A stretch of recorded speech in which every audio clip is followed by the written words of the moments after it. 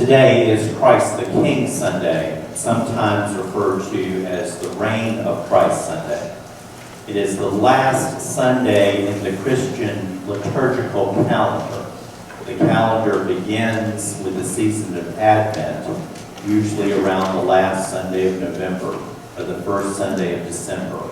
And it concludes with Christ the King Sunday, celebrating Christ who has ascended and who reigns and watches over us in heaven. Today, we are reading from Luke's Gospel, a passage that describes the crucifixion of Jesus. Jesus Christ is not a ruler or a leader in the way we understand earthly trappings of leadership or authority. When it comes to earthly leaders, they come about in different fashions. Historically, dynasties were set up when a king would have a son, and the son would take over after the father died.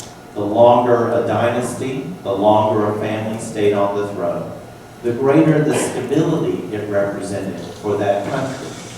Tyrants and dictators come to power through brute force. They like to be seen in public wearing a military uniform and a sidearm. They like to be seen looking through binoculars at missiles that are being fired off. The message is, this is how I obtained my power. And if you challenge me, then this will be a potential threat on you or someone in your family. Democracy is a mixed blessing. There are some times that people get elected to office because it is a response to a lifetime of work, developing an impressive resume, people who we recognize as being great sources of authority. Gerald Ford was one of those types of leaders.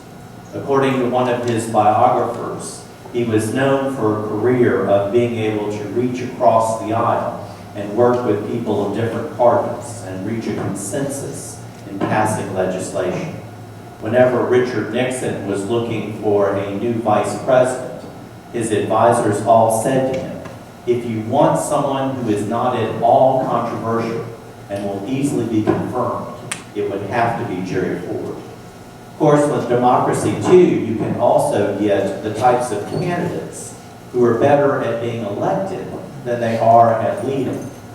When I was in high school, I went to camp at Epworth-by-the-Sea, which is on the Georgia coast. We had 4 camps every year. And one of them that took place about May or June was known as the Youth Annual Conference. United Methodists gather for a representational meeting every year, known as an annual conference, where they vote on issues that affect those within that particular area. And every 4 years, we elect delegates to go to a general conference where our book of discipline, our rules for organization are revised. The Youth Annual Conference was a way of training us how to be leaders in the larger church. So we voted on what the topics would be of future camps, and we voted on members at large of the youth council that advised at the camp meetings as well. And our leader, the United Methodist elder who oversaw the youth ministries, advised us not to be taken away with someone who was really charismatic, but to think and to ask ourselves, can this person really put in the work? And one of the examples she used was back when she was in high school. She said there was a guy who would get elected to the youth council every year.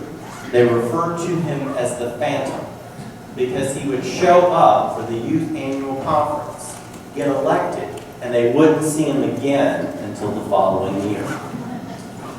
Jesus is a very different type of leader. He does not have the trappings of leadership that we see and expect in earthly leaders. He's not a part of any sort of royal family or dynasty. If that had been God's intention, then he would have been born to the household of Caesar or King Herod. He's not someone who had great wealth. According to Luke's gospel, when he begins his life, his parents lay him in a feeding trough because they don't have any proper place or crib in which to place him. He's also not someone who has used great brute force at the time of his crucifixion. The passage we read today says that even his own clothes were stripped off of him so that he was there laid before them naked.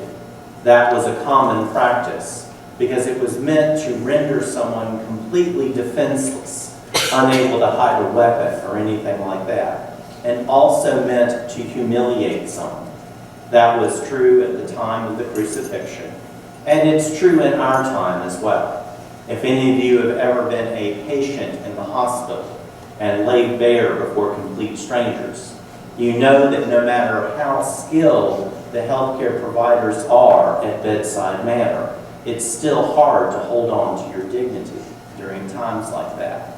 And that's how Jesus faces his final hours. And so there he is, helpless and dying upon a cross. And the second criminal looks at him and sees within him something that no one else has seen.